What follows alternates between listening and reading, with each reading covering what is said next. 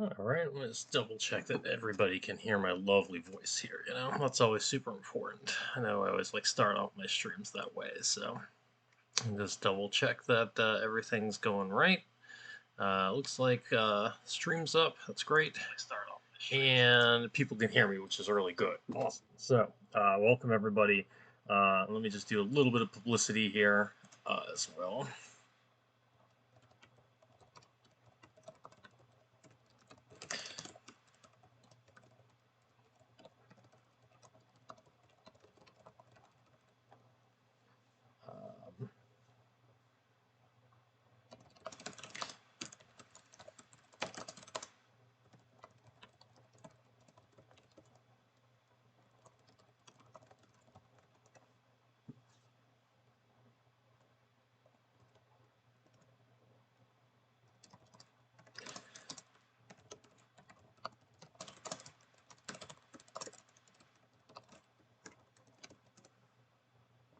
All right, so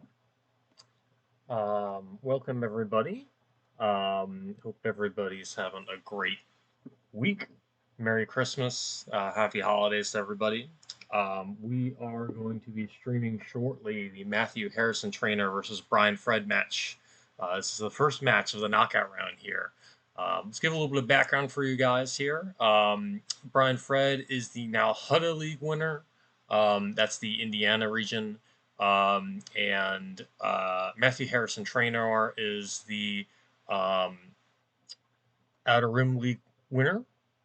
And they were all actually both placed in the Pod A here initially. So if you feel like you've seen this match before, if you feel like you've seen this match before, you have. You've already seen it twice. In fact, this is the rubber match.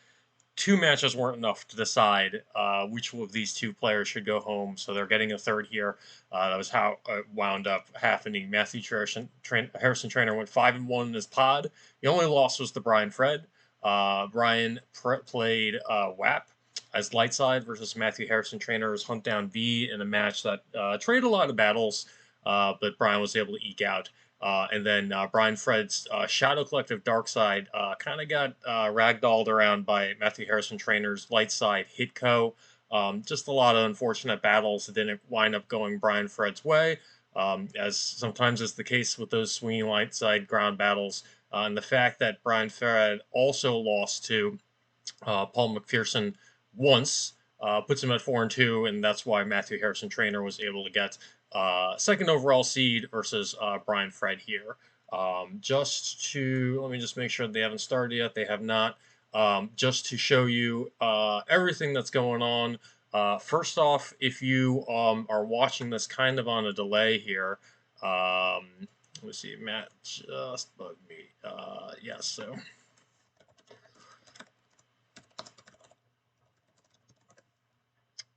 If you were watching this on a delay here, let me get you their previous matches here. So Taco Bill was able to stream both their previous matches. If you want to kind of watch things chronologically, matches from Pod A are here.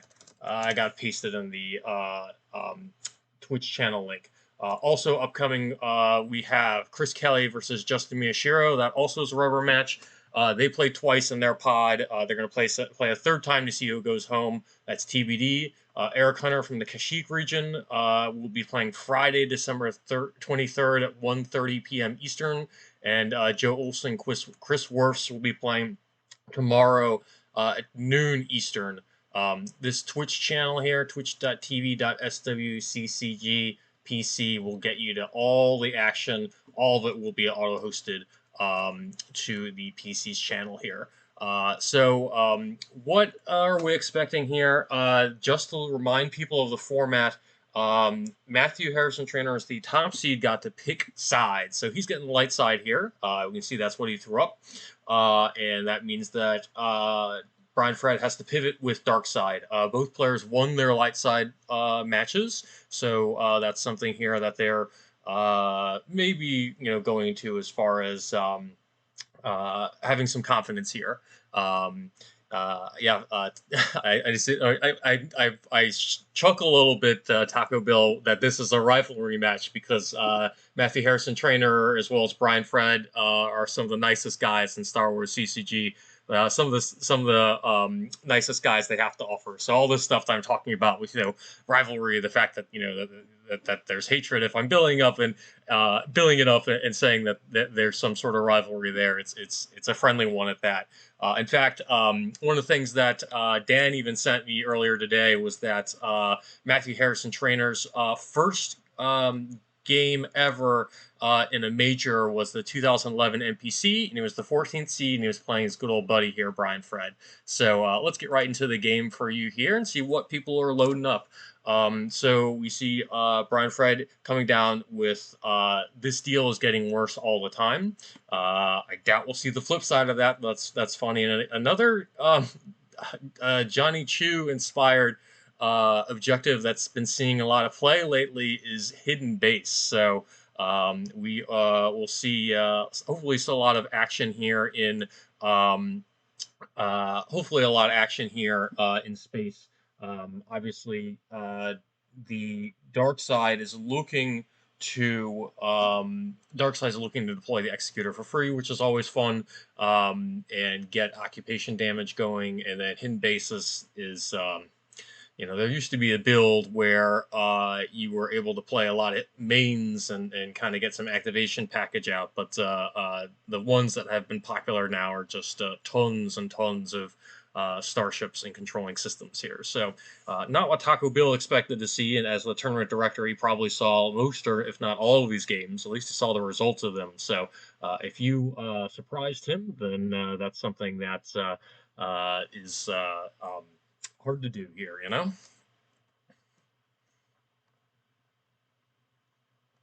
All right. So again, hope everybody's enjoying their week here. Just a couple notes while we're kind of waiting for people to get set up. A couple things that are really interesting. Please sign up for Batmouse's 7th annual GIMP PC. GIMP PC signups. Sign up by Christmas. Got the link there right in the chat. So kind of while people are playing their first turns here and the action's just getting started, take a look at that. Another thing that's kind of cool for people who are kind of like wandering on the stream, really cool story that one of our GIMP colleagues, Idea Track, wrote about his journey back into Star Wars CCG and the open and retro formats. Was published today. A lot of cool links to things like the donations program, all the sorts of leagues that potentially show up. Links to volunteering, and kind of him explaining his story and is interacting with the community as well. That was published today, and I'll post the link there for everybody to read as well. So Idea Tracks story. Tons of useful links. Let's put that in there. All right. So grab yourself a nice frosty beverage, or a really warm one if you need. If you have you're in a basement like me that's super cold, and enjoy the game. So Brian Fred is currently getting a lot of admirals here. Is what it looks like. He already played command to get Ozzel, and he's got Piet and Chiranu. So Chirano, I think, is the French pronunciation. But Joe Olson has converted me into the Chiranu group. But anyway, so lots of guys there that he has in his hand, and certainly we'll see if he can get out the executor for cheap and early here. Is always good. And then Matthew Harrison-Trainor will get out a buttload of systems. I guess I should say that. A buttload of systems, and see what he can do to maximize the drains here. Seen Justin Miyashiro play this against Chris Kelly a couple days ago in their Champions League first round game. That was wild to note because it had a lot of Iken weights. I think it was based off Johnny Chu's decks from Worlds that had a very similar build. They look to deploy a lot of like super cheap um, non-unique starfighters and play Rebel Fleet for those of you who are in the retro crowd, and cancel drains and so forth. And so we'll see how this all shakes out here. One cool key card that he's got is the What Chance Do We Have? Kind of the mirror of Imperial Decree V that reduces force loss from things such as, Cloud City Occupation in particular here is something that Matthew might want to deal with. But sometimes you just have a crazy fleet and you're just able to crush the Executor with overwhelming power. So we'll see how it all works out. Uh, so Brian Fred deploys Mr. Moff Gideon here. Um, and we'll see if he goes to get a E-Web Blaster or Imperial Stormtrooper. I don't think I've ever seen anybody deploy the E-Web Blaster. I'm sorry, guys. That might be a cool thing to do. Maybe one of these days they'll have Moff Gideon's E-Web Blaster or something like that. That's auto-powered or something. But, anyway, the power rules are really tough. So anyway, long story short, Moff Gideon's here. He deploys a Paul Myers favorite, a Timo Dussel favorite, Sergeant Barrack. This guy could use one of those like remastered images. I think he's got he's awesome because he can draw destiny with a biker scout to reduce power and attrition. He's useful on ground and in space. I would not be surprised if they combo up like an admiral and him and another biker scout up in space, and that's Brian Fred's plan to hold space here. You will notice that with very little force here for Mr. Brian Fred here, he's going pretty aggressive down to the sites here. And he is believing and thinking potentially that Matthew Harrison-Trainor may have like 0 to none ground. I think the last time when they commented on Justin Miyachiro's game, they talked about, throwing in your odd EPP here. Obi-Wan with lightsaber, Rey with lightsaber. Obviously, Obi-Wan wouldn't be in here with Obi-Wan and Radiant 7. Maybe Luke with lightsaber, so that's always a worry. But say like a Imperial Barrier and Brian Fred's hand is probably all he needs to kind of take care of that. So anyway, we'll see. He's got a lot of ground package currently on Cloud City, and remember with the new Goldenrod shield, he can't even play the Executor until turn 2 here. So we'll see how Matthew Harrison-Trainor kind of counters this aggressive play, or if he even can. Dan says he's got me on the big TV, which is kind of nice here. So that's nice. I think it's Pittsburgh Penguins won yesterday. So lucky I don't have to take up any airtime with them, Should there be a virtual E-Web Blaster? I don't see why not, I think we need more things that power, the those darn little artillery weapons. I remember I used to play Golan laser battery back in the day. This is exactly what you want to hear about in the Champions League stream, right? I used to play Golan laser battery back in the day, and that thing can fire repeatedly, and it's at like +3 basically, because you have to have the device to power it, and you can get the device to fire during control phase. Man, sometimes, back when decks were like not good, that thing was amazing. So I was thinking about somebody that had like a crazy combo with him, but anyway, it would be a crazy 10-card combo, I think, if they get artillery weapons to work. Anyway, I'm digressing here. Let's see here. Matthew Harrison-Trainor is playing Nar Shaddaa. Scarif is an interesting choice. I think most of the times you're looking for all these like Drain 2 systems and so forth. Maybe it means he's liking to play Rogue One or something like that there. And then he comes out with the Don't Do That Again shield, To cancel mob points. But I do think Brian Fred already picked up the Executor earlier. If he didn't, then he's probably got in his hand.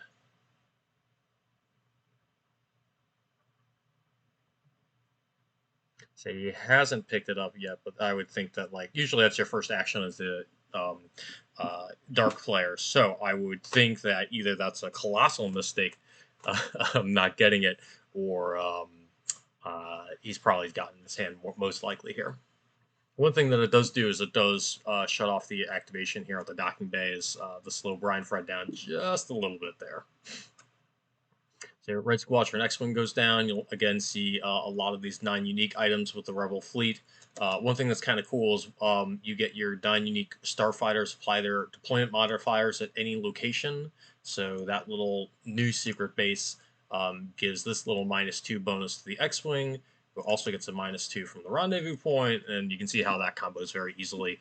Coming down for 1 force there, potentially they could, deploy like Yavin 4 and like get a Haven out or something like that, or like Sullust or any of those spots that Haven goes on to kind of get that deployment modifier at that system too. That's a little bit more. Um, that's a little bit, I guess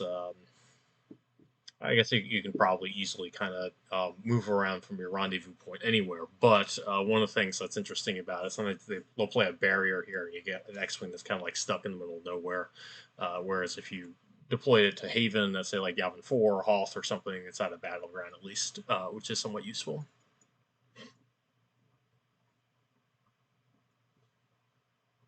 So here we go. MatthewHT and Brian Fred. Again, these players know each other very well. As Dan noted, Matthew Harrison-Trainor's first major he ever played at, he played Brian Fred in the NPC, and they played. They've had some good years here. I think Matthew Harrison-Trainor won the most recent GIMP PC, if my memory is correct. Congrats, Matthew Harrison-Trainor. That's right. So good plug for that again. Batmouse's 7th annual GIMP PC is coming up in January. Please ensure that you sign up for that. Sign up by Christmas. I think they've got like 75 players, but last year was nuts. I think they had what did they have? They had 124, 128. How many did they have? But out of all those people for Batmouse's GIMP PC, 110 players. And Matthew Harrison-Trainor came out top there. Brian Fred's had a lot of good top 8s this year. He has won a major in the past. He got close in a bunch of them. He was even at Euros this year and top 8 of that. So both these players obviously playing very well. Clearly they won their regions here, so they are very good. I think both of them also were in the most recent Outrider Cup, if my memory is correct too. Unfortunately, the U.S. didn't win that Outrider Cup, but like obviously your best players are kind of in it, so a lot of cool stuff going on there. I want to say both of them were in their Outrider Cup, right?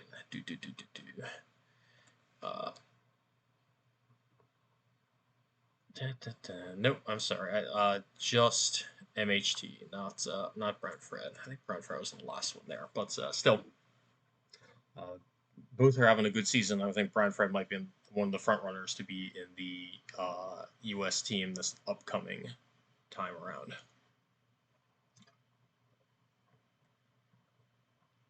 All right, so back to the game here. Forced Drain of 1 at the East platform, which was actually canceled, which is kind of interesting. And then Brian Fred Forced Drains for 2 at the Downtown Plaza, which was not canceled, which is interesting. I think that might be a little bit of a misplay there.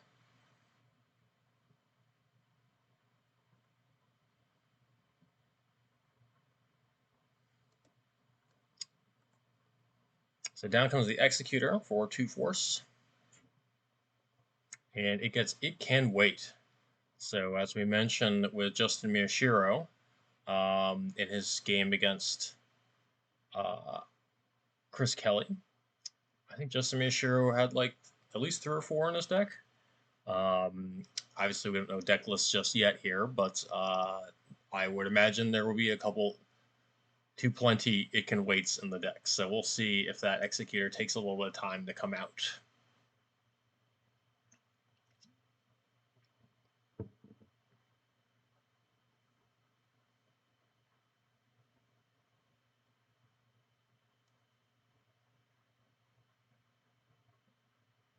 So until that executor kind of comes out, it'll be tough for Brian Fred to pay for drains, and obviously you can't get occupation really down while Matthew Harrison-Trainor owns the system here.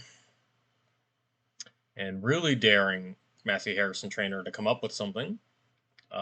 He even spreads out a biker scout with ability 2 to the Cloud City, was it outside, the outside platform, was it upper walkway there. So, and to tempt him even further, leaves no force for Imperial Barrier here. But very possible that Matthew Harrison-Trainor has nothing to attack these guys with and wouldn't even want to try because a counter beat would be very certain here. So unfortunately with Hidden Base on its 0 side only, oh yeah, Sneak Attack's a card, you're right. Sneak Attack would give him a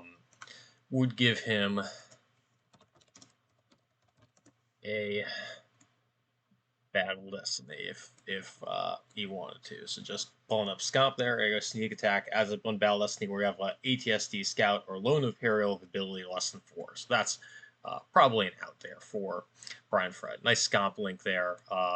Search all the cards in the database if you guys don't know about that. Scomp is here to search for cards. Also, there's a Comlink app on like the Android phones, which are really great. So definitely think about getting that. So Matthew Harrison-Trainor is pulling out more systems. He needs to get to 5 in order to flip, and he has 1, 2, 3, 4 battleground systems here. So he needs at least one more, and then they might go fishing to see where the hidden base is for the light side here. So we'll see how that all works out.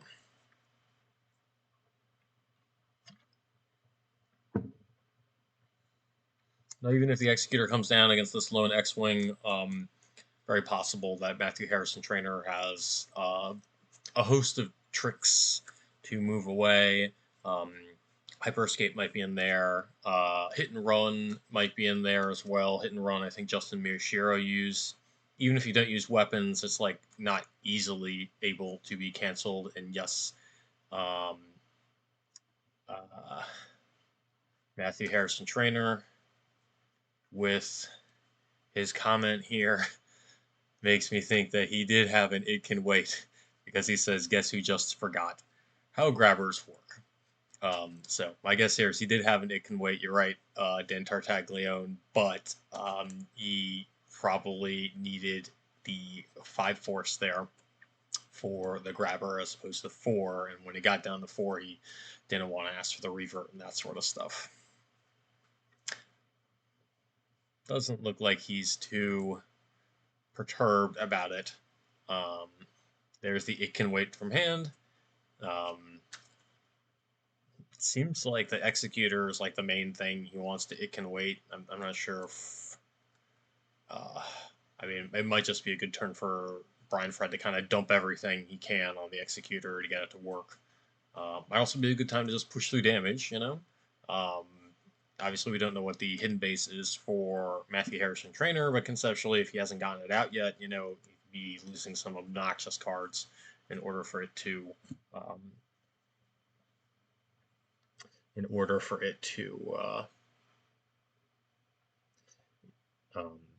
you can lose some obnoxious cards. Second, it can wait from hand. Good to Monarch that out. Doubt he's playing Monarch here, but anyway, yes. As I mentioned, it'll be good for him to kind of have him make some tough decisions if he hasn't. If there's another battleground system that he needs to fish out in order to flip here. Here's the Executor for 2. And we just saw 2 It Can Waits pop out, so it could have been something where Matthew Harrison-Trainor had prevented that starship from coming out for some time here, but now it's annoying, I guess, if you will, that starship came down. You can see that it is going to turn on a lot of stuff for him. Free drains, it doesn't need to pay for them. And obviously now Cloud City Occupation's on the table here. That's probably something he can mitigate with the what chance do we have potentially, but he needs to kind of spread thin with his stuff here. We'll see. TDIGWATT, if I can say that, this deal typically only plays one shift, so Brian Fred's ability to chase is probably not that great. It's possible he's also playing like the Onyx ties. I see some people play like both of them because it's pretty awesome with the this car that people are like the Cypher should never have printed this one here. Obviously you get move away requires +1 force, get executor free once per game, and then you get your darn little your ties can come back to hand here. So anyway, so there's this X-wing here taking on the dreaded Imperial or super class Star Destroyer, the Executor here, and of course there's one of the tricks that I had talked about that Matthew Harrison-Trainor has at his disposal here, a hit and run. So really only sense cancels that card. There's a lot that cancels Hyper Escape. Those rebels won't escape us, which is famously on the Gick combo cards, one of the things that cancels it. Tarkin's Orders, I think, also cancels it off the top of my head. Let me see if there's anything else I can probably search Scomp here for. Game text. Hyper Escape. Our first catch of the day, for those of you that like playing Tractor Beams. Yeah, Tarkin's Orders does it. And then Unsalvageable, which would be a really sneaky card, would also cancel Hyper Escape. So there's a bunch of stuff there that actually, a couple things you could play. Basically, those rebels won't escape us. Which I used to play the original non-combo card because it was just so darn good. Back in the day when everybody was playing spirals and stuff like that, like everybody was like, "Oh, I'm going to play the spiral to make sure that and you'll never expect it." It's like as the dark side player, it's like I know the spiral's coming. You just slam down the react canceller and then they're in bad shape. So, all right, so let's see what Matthew Harrison-Trainor is going to do here. I think it would behoove him to flip and play a lot of stuff. But these guys know way more than I do. So they got one Red Squadron X-Wing. I gotta think that more stuff is in the deck somewhere. So we'll see how this shakes down.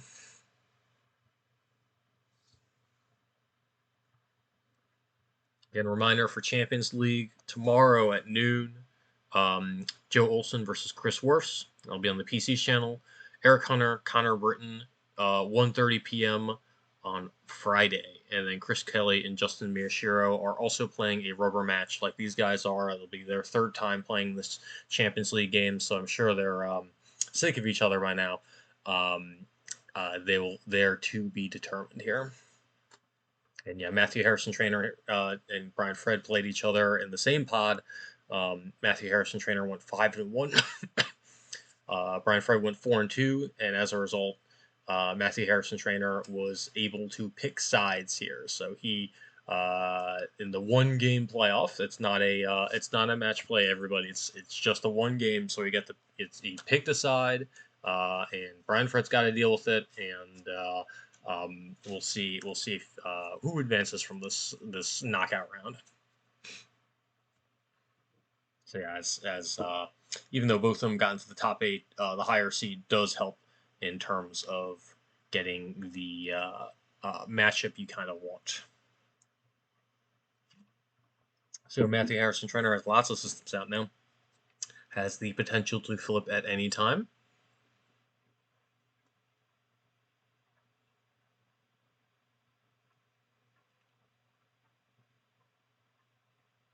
And I think he's just going to get out some cheap, junky starfighters here.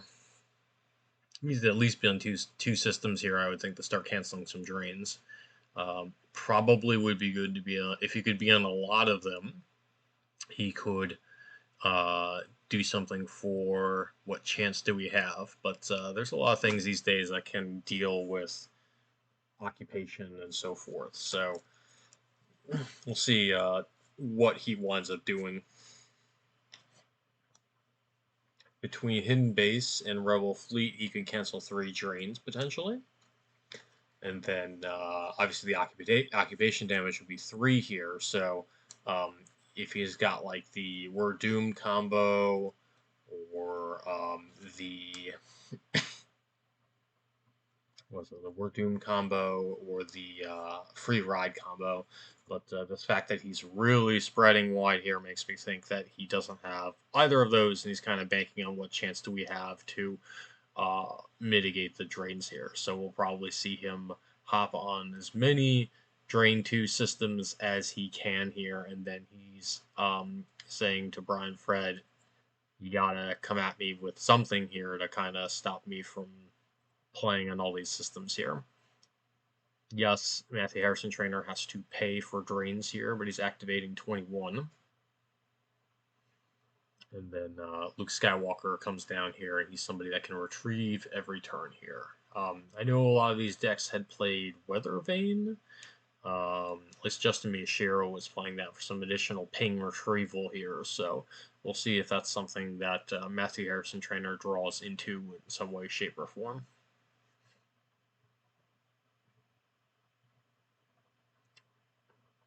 Kind of using some retrieval and such to an activation. You can use new secret base sometimes that once per turn if you force strain to the battleground system to draw a top card of reserve deck. So if there is something that you put into use pile that you're aware of, sometimes you just need to activate down to activate everything to pay for your drains here. But sometimes you can kind of get into the use pile and then pay for your drain and pick up the card you need. So being able to kind of use that to loop things is an avenue that he may have for some of his key cards here.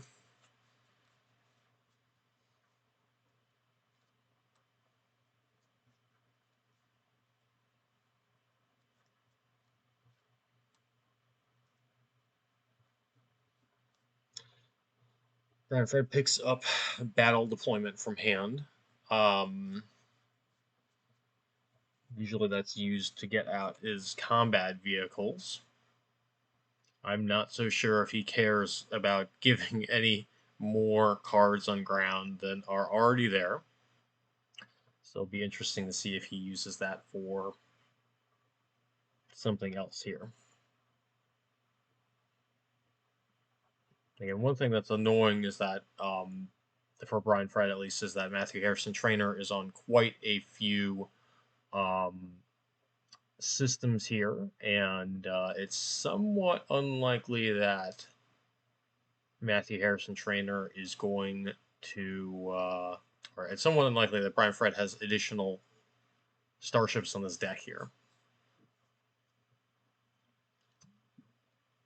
Here comes the frustrating part of the hidden base game where you have to kind of pay for drawing cards and they get to cancel a ton of stuff. But if Brian Fred has some other ships even to start probing systems here, that's one avenue that he may have to win here.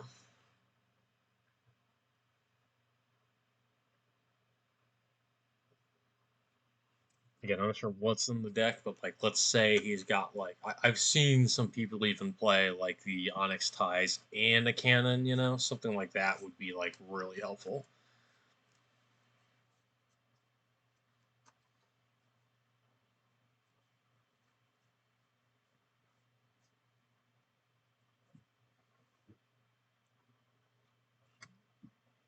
So yeah, Dan Tartaglione, streamer extraordinaire, actually a stream lead for the PC, wants you to remember to tune in to Holo Theater next Tuesday, December 27th at 9 p.m.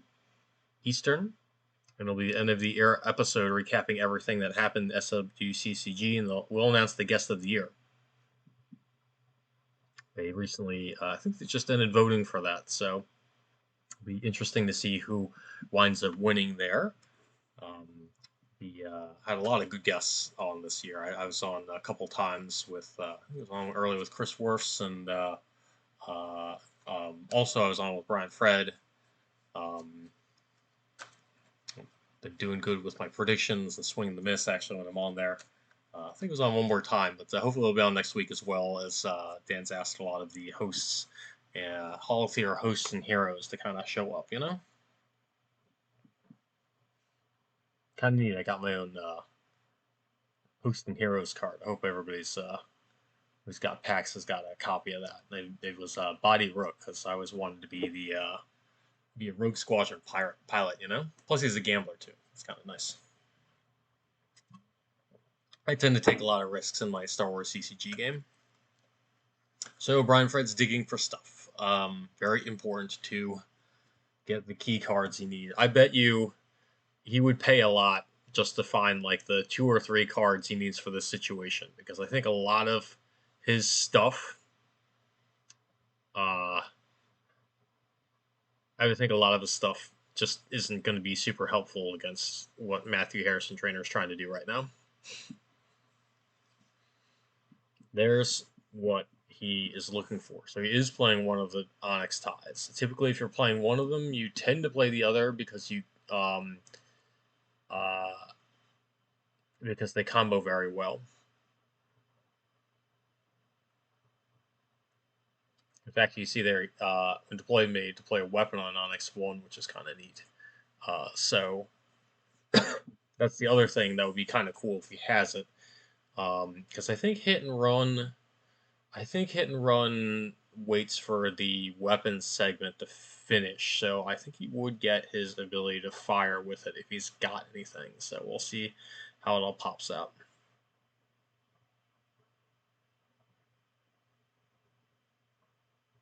So he's probing Kifex. I think Kifex was Justin Miyashiro's system last time, and that is a tough go for Mr. Matthew Harrison-Trainor. So lucky, good call, whatever you want to say. That was what Brian Fred, that's probably the best thing that could have happened to him in this situation. So now that's 2 more drains that are going to get through, and like early here. Usually your hidden-based player wants to get like at least a couple rounds of that through.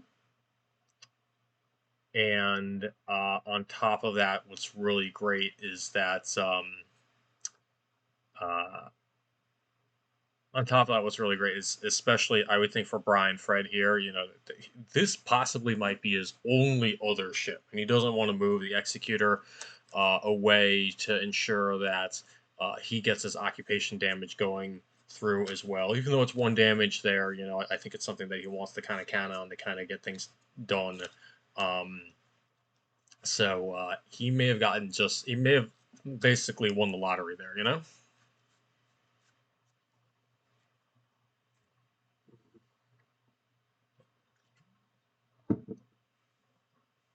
Organized attack gets played. Almost the little Y-wing. It's like the upgraded version of the little Y-wing that could. It's like they still do Pimp My Ride. I don't even know, but it's that version of the Y-wing, Gold Squadron Y-wing. I'm not sure if you. I mean, if our sealed players would definitely, you know, recognize a lot of these ships here. In Premier Death Star 2 players would remember the ships, but the Gold Squadron Y-wing, the Red Squadron X-wing are like auto include in like the sealed formats for Premier to New Hope. They're just really really great stuff. And then you know they deploy cheap on Yavin, which is nice. So even though Brian Fred did a good job there by probing the correct system, well, it looks like he's giving up his occupation damage, which is kind of interesting. So probably makes some sense here, especially now that he can get. Probably makes some sense here, given that he can block some drains. He doesn't want to leave his TIE Defender exposed, and he can get his drains through now to be pushing damage.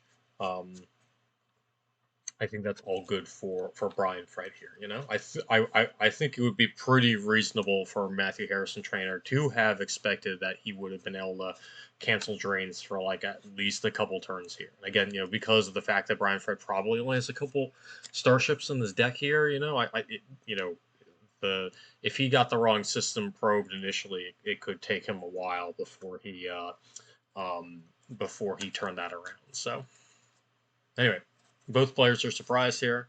We're moving on. Matthew Harrison-Trainor is still pushing through a bunch of damage here. That's something that Brian Fred's going to have to um, deal with here. And then I don't think Brian Fred's going to get occupation damage done any longer here. It's a simple move over for um, Matthew Harrison-Trainor.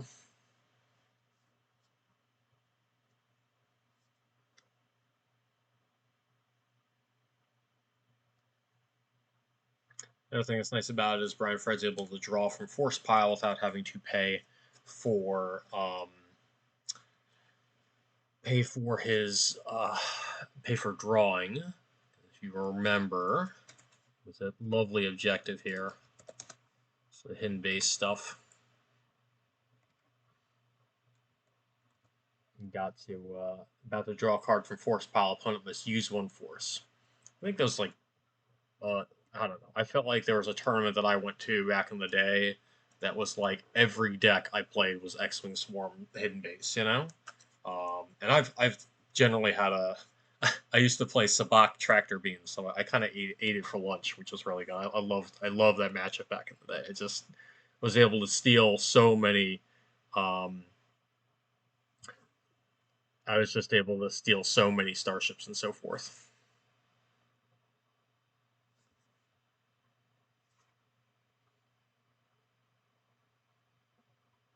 But they shielded Sabak, you know. Well, they shielded non-unique starfighters in some regards too. So, despite the fact that Matthew Harrison-Trainor probably has a ton of ships on his deck, I'm not sure that the Executor with the tie here is something that he wants to handle, unless he's got like some sort of power pivot or Tarn Myson. You know, Tarn Myson is like the hero of many Star Wars CCG players who can blank forfeit of any starship or of the passengers and pilots of any starship he fires at. So, but he typically isn't somebody that we wind up seeing.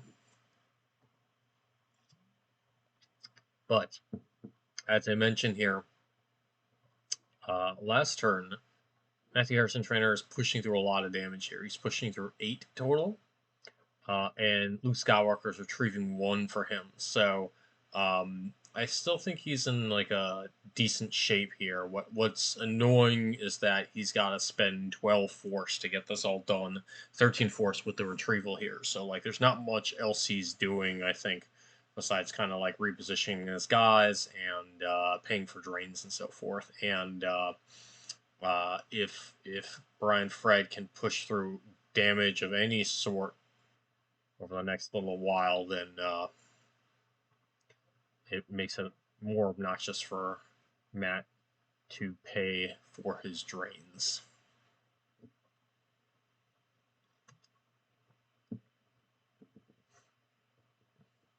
So we'll see. So this is again the top 8 match between Brian Fred and Matthew Harrison-Trainor in the knockout round. Again, the rubber match, if you will, for our baseball professionals or non-professionals, people that watch baseball. They've already played twice. This is the one that's going to send somebody home. So whoever wins this match, regardless of differential, is is out of the tournament and gets to enjoy their Christmas without having to play Star Wars cards. But I'm sure they would like to rather play in a meaningful tournament and see if they can win it here. Obviously, there's a lot of cool prizes here, and you know, there's people playing for pride and so forth with their home regions and so forth. Matthew Harrison-Trainor won the inaugural Outer Rim League, which Taco Bill so graciously put out for those people that didn't have kind of like a home region. So especially people worldwide, you know, that don't have a lot of people in their region. They kind of are pooled into this Outer Rim League, and Matthew Harrison-Trainor participated in one this year. And then Brian Fred has been a longtime member of the community. He was part of the now Hutta League, which had a lot of Corellia players kind of come over and play. I think Kendall placed fairly high in both regions, but it's good that they have a good rapport with each region there. They kind of have these big tournaments and so forth. They've built a nice community out there.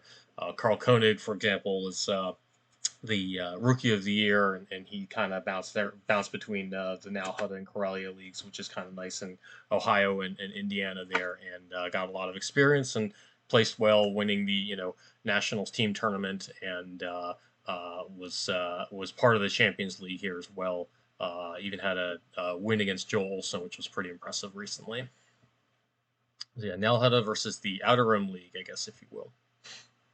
Those pins were kind of cool. I'm not sure if anybody saw those pins. I know that anybody that kind of like showed up for the leagues and so forth were really neat. There's like a PC pins checklist, and somebody posted a sampling of like the pins and so forth, and that was really cool. So while I have you, here we go. You got Nal Hutta here with Jabba the Hutt, and then you got I don't think they had one for the Outer Rim League, unfortunately. Ryloth is really cool there, actually. But neat stuff there that they do for the PC pins and so forth. Just kind of the cool swag that you can win by being part of these leagues and so forth. Not to mention you get some fun play, you get to meet local people, again, I mentioned Carl Koenig earlier this just a couple minutes ago. He got some invaluable experience and was able to bounce off a lot of great ideas from people in person. You can make trades and borrow decks and so forth. To get something that you like and so forth. So a lot of great things. Having Star Wars CCG players close to you that you can kind of interact with. So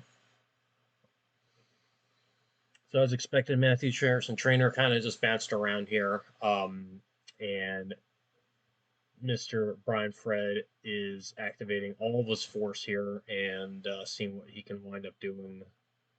Probably trying to get a key card somewhere here, but the nice thing about it is he did bounce the hidden base here, so he is going to look to get some drains through here. I mean, he's going to get 4 damage here. I mean, I think ideally he needs to do more against what Matthew Harrison-Trainor is doing currently here with his retrieval and all of the cards that he has on table here.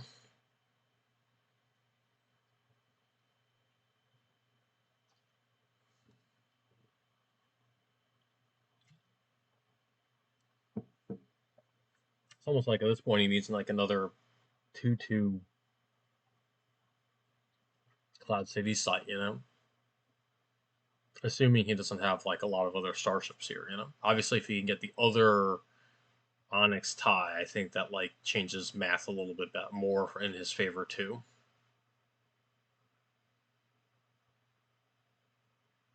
Or if he gets a cannon,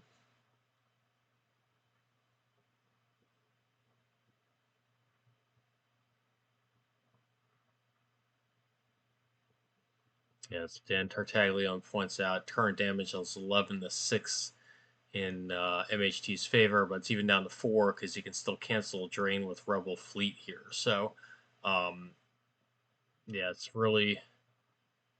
And obviously, Brian Fred's going to move in front, but still, it's like I think the damage is in favor of Matthew Harrison-Trainor. Not to mention he is retrieving with Luke Skywalker. That's in front of. That's over currently in the Camino is what it is, I think.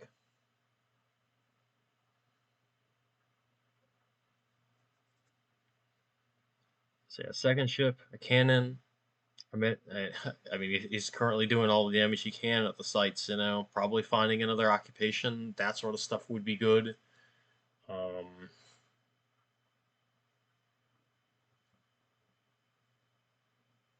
If he's got like an overwhelmed or something like that, but I don't know. There's a lot of stuff I think that would probably prevent.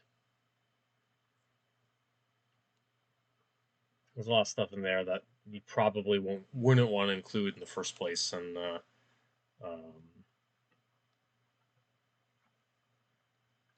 in a Dark Deal deck here. Even though I say Dark Deal, they don't play Dark Deal in this deck anymore, sadly.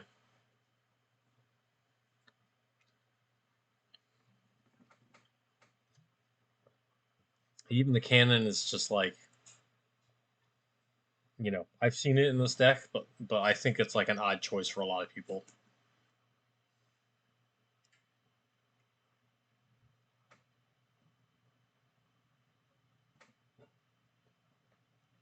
I think a lot of times you build the deal's getting worse all the time to be like, play all your stuff and then say, find a way to damage me. But then I think the hidden base is actually the one here that's like, you need to find a way to, mitigate my damage and disrupt my game plan here. So I think it's tough because, Brian Fred's got a deck that basically at the outset he probably thought, oh, they're going to need to disrupt my plan. And it's not the case. He's got to chase after Matthew Harrison-Trainor here, which is kind of annoying. So my guess is he doesn't have a lot of the cards in his deck to do it. But um, I've seen some pretty funky stuff being played in the Champions League here. I mean, like, clearly Matthew Harrison-Trainor here is playing, hidden base, which is kind of interesting and has been out of the meta for quite some time here. I mean, the Chu family brought three, basically one of each, to Worlds here, and even still, we didn't see a lot of the hidden base stuff in in the meta. Excuse me.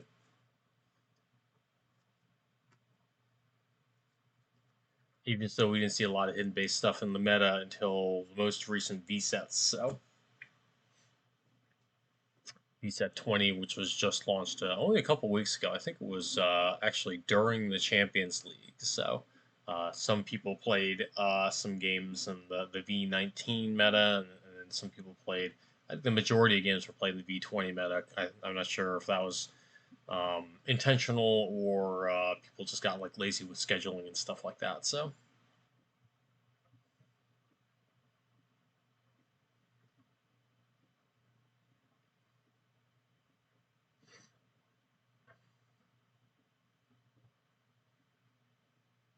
Yeah, just looking what Brian Fred is losing here, I mean, guys that generally are pretty good, but like they don't do anything in this match here. Veers, Blizzard 4, Trample, I mean, all good stuff, but it just does nothing against this hidden base here.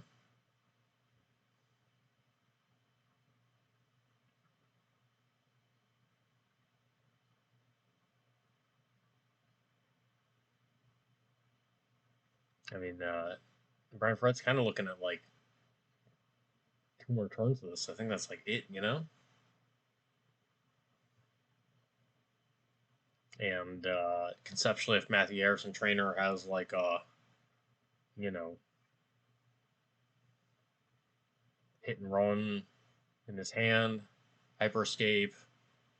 There's a Haljix in the lost pile there, but it's like he could be playing 2 of those. I think Justin may share play 2 of them. There's like not really a lot that he's got to worry about.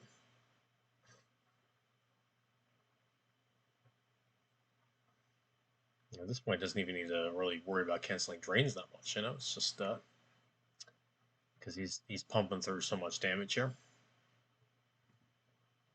And again, really, at the end of the day, what Brian Fred needs is just more starships here to kind of plug the systems here.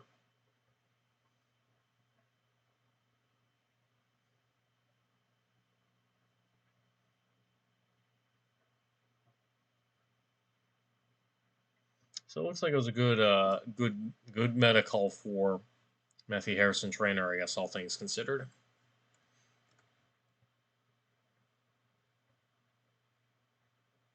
So you're asking about who plays who next, Dan Tartaglione. Let's take a look. The MHT, Brian Fred plays the winner of the 4-5, so they play Joe Olson, Chris Werfs. No, I got that wrong. 3-6. So that you're right. It's Eric Hunter and Connor Britton is the winner that they play. I was reading that wrong. Yeah, unless he's got like a gravity shadow or something like that, you know. But even still, there might be a way that we're like, you know, I'm I it's very possible that like Matthew's got like 2 outs in his hand, you know.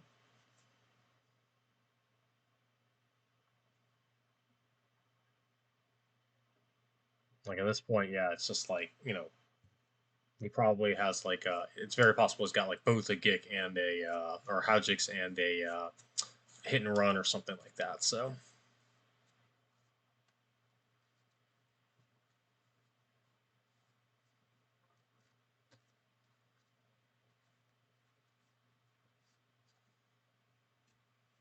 we'll see. Some crazier stuff before, you know. A lot of interesting includes like Voyer and like Wade's been in there. I haven't seen that being played a ton. I don't think I've seen Tarn Bison or anything like that, but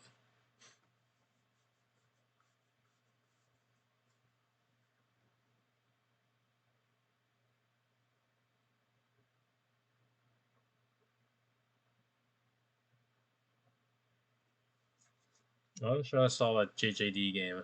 I did get JJD in stream with Chris Werfs and one of the big games for that particular pod.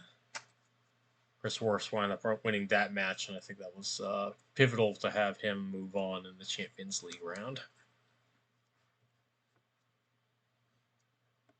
Interesting. There was a lot of parity in the Champions League. I think even a 3-3 made it into the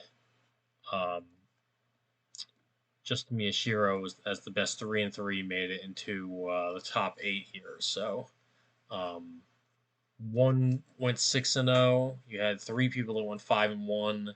You had 3 people that went 4-2, and then a bunch of people went 3-3. But the top 3-3 made it um, into the league there.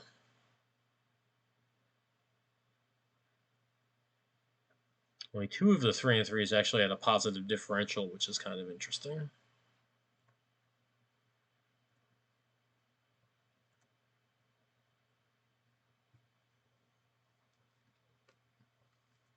Yeah, Chris Kelly, 6-0. He got the top seed, so he gets to pick sides in a one-game take-all match. So that's exactly what this is, a one-game take-all match. Matthew Harrison-Trainor won the right to pick sides, and he picked pretty well with hidden base here. I think that Brian Fred's finding out that he's just not able to unfortunately do that much here. Even though he got a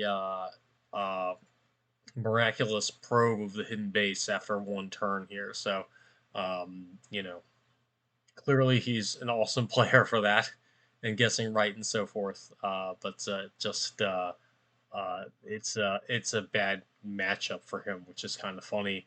You know, I think you talked, if you talked about anybody in like the retro era, they'd be like, oh man, occupation is like terrible for, uh, hidden base, but now there's a lot of ways to mitigate that. And typically, this is a deck that does like a lot of fast damage that can be really difficult for hidden base to deal with. But again, yes, and projections don't work against it. But yeah, again, in this day and age, it's just not something that's really good for hidden base to deal with.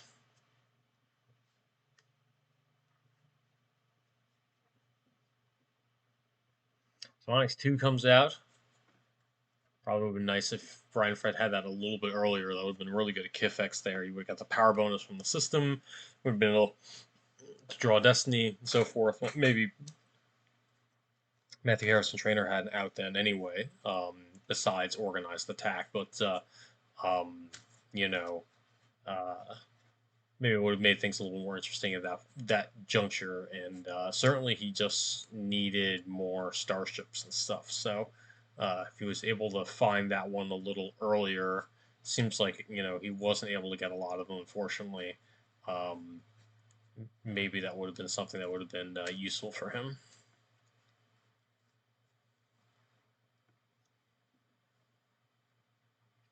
So Brian Fred moves over in front of Naboo, and he's still staring down 2, 4, 6, 8, 9 damage, and then Luke retrieves here. So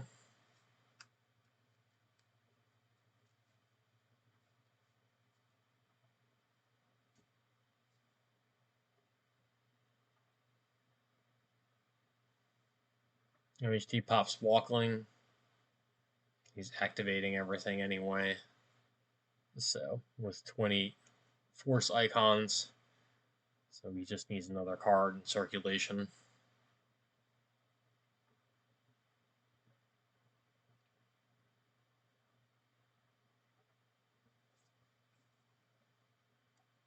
I wonder if he's got Legendary Starfighter in there out of curiosity. That'd be interesting. He's got a Green Squadron A-Wing, and what else on here?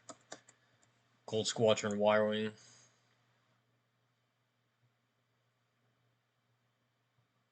Probably isn't something he wants to attack into Bespin. It's like something he could do, but I think he probably just stays the course here and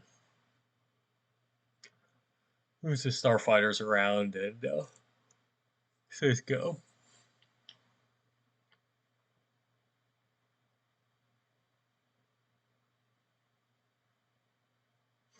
Yeah, I'm not sure. I'm not sure he's got a good answer, Eric. And uh, good luck on your Champions League game. He plays on Friday at 1:30, I think, if my memory is correct. Let me just double check that. Streaming schedule. So yes, Eric Hunter plays Connor Britton Friday at 1:30 p.m. Eastern. Also tomorrow we've got Joe Olson and Chris Worfs noon Eastern. You can catch them from the PC's channel. And yeah, we just I'm not sure. Brian Fred's got a lot of good answers here. I just think he needed to get all of his ships early in order to kind of have a prayer here and probe the system and maybe you know, my guess here is he just didn't have the tools in his deck really to handle this sort of attack. Again, a lot of times with this deal is getting worse all the time. We're looking at uh, the light side player having to react to that strategy, and it's flipped on its head here in that Brian Fred's got to react to Matthew Harrison-Trainor strategy. So I think he's got clearly he played cheap guys down to the sites early. He started pushing some damage through. He got occupation out early. He got his free executor. I think he did everything right there. He probed the system on his first try, but it's just a good deck choice against what Brian Fred's doing right now. So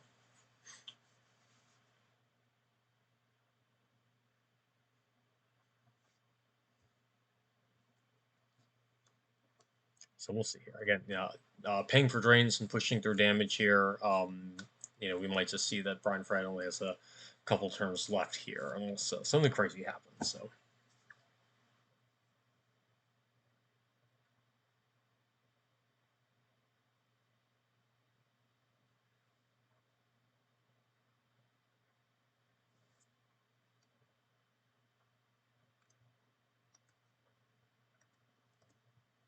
Well, we have Matthew Harrison-Trainor doing some drains and so forth. Again, don't forget to sign up for the 7th annual GEM PC. Also, the Retro League is coming back for 2023.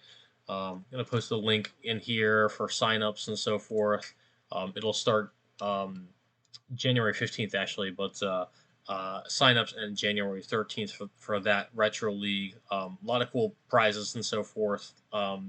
Was very active with players last year.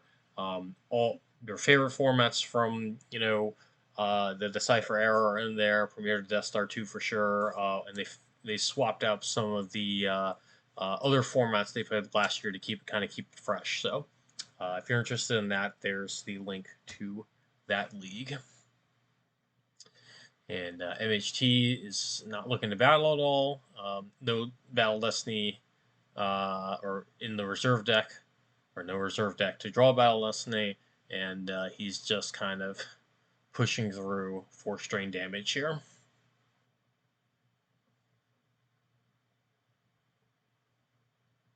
So at the end of the day, we might only see one battle here, which was a tie. It was 5-5. That might be the only interaction we kind of get here. It's been a drain war the entire time. And Brian Fried even got lucky with probing the hidden base with his TIE Defender. He deployed right to Kifex and deployed probe card and got it. Life force count is 5 for Brian Fred and 1 in hand. And then Matthew Harrison-Trainor's got 21 down and 4 in hand. And Matthew Harrison-Trainor's doing another 4 strain here. Brian Fred's got 4 down and 1 in hand. So I think this one is coming to a conclusion soon.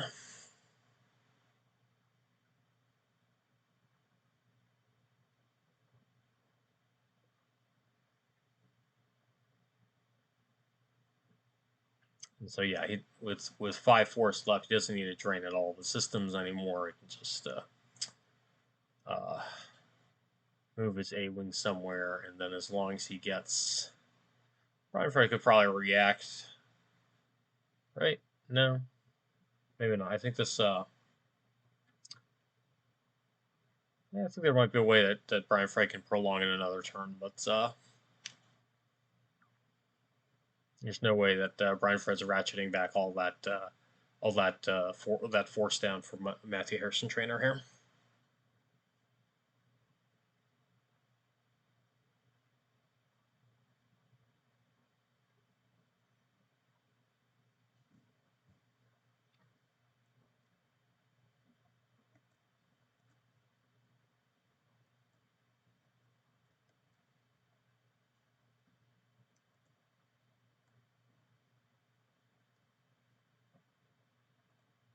Basically, Brian Fred would need to play like 8 copies of limited resources and hope that GIMP hasn't errated it to make it a unique interrupt. Not sure if anybody had that done to them previously, but I've definitely seen that before.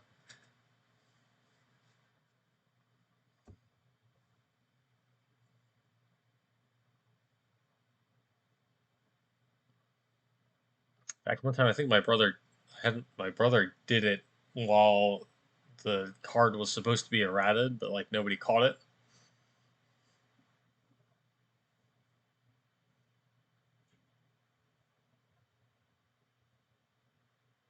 That was kind of funny. But I think it also wound up being illegal because he shouldn't have done that. Somebody should have caught that it was a unique card at that point in time.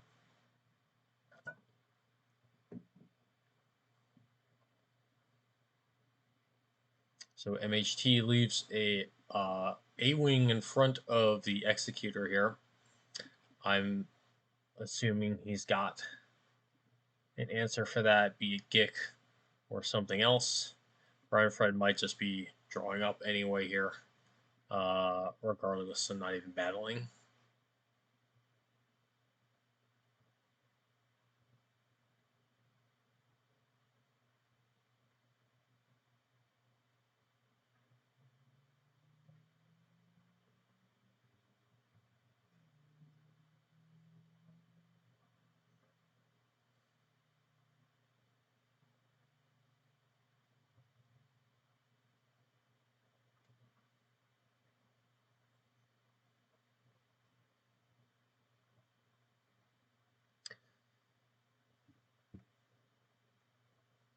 And neither player is worried on time. Matthew Harrison-Trainor's got 15 minutes. I think this game will land. We'll only have one more turn here. Fortunately, it hasn't been terribly interactive. Again, we've only had one battle. That was a 5 power to 5 power, no destinies drawn situation here.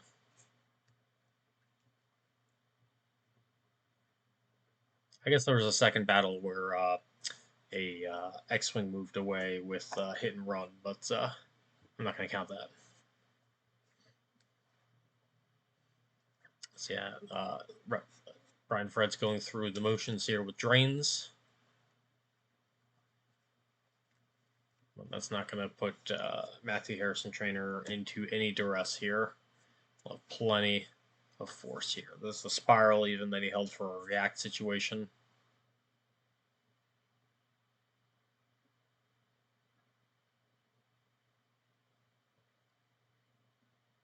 And with no reserve deck, not that I think Brian Fred would be playing in a sense, but that would be like one of the only things that could have helped him here. We didn't hit it actually as a card that sometimes they flex as a starting effect. But in this game, I'm sure the what chance do we have was like much more important to mitigate the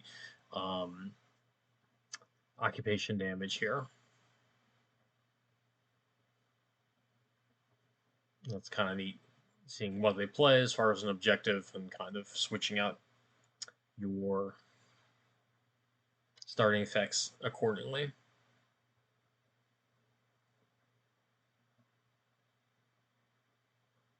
Dan wants a token. Let's give a token. How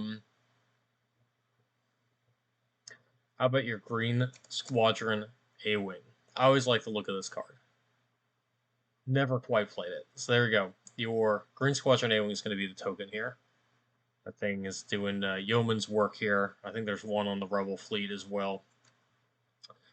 If you know what the token program is, that's great. If you don't know what the token program is, let me give you a link really quickly that has all the information you need to know for the token program. You get some pretty sweet stickers. You get some foil slips that are like, 1990s starred. And so Brian Fred plays an epic beatdown here, but the Haujix is the only reason, really the battle damage here will be the only way that Brian Fred could have won the game here. So the fact that, Matthew Harrison-Trainor has the Haujix in his hand is just common sense here. I think he pitched one earlier, so it's a second copy that he played. I think Justin Miyashiro also played a second copy in his deck when we saw when I was watching that stream.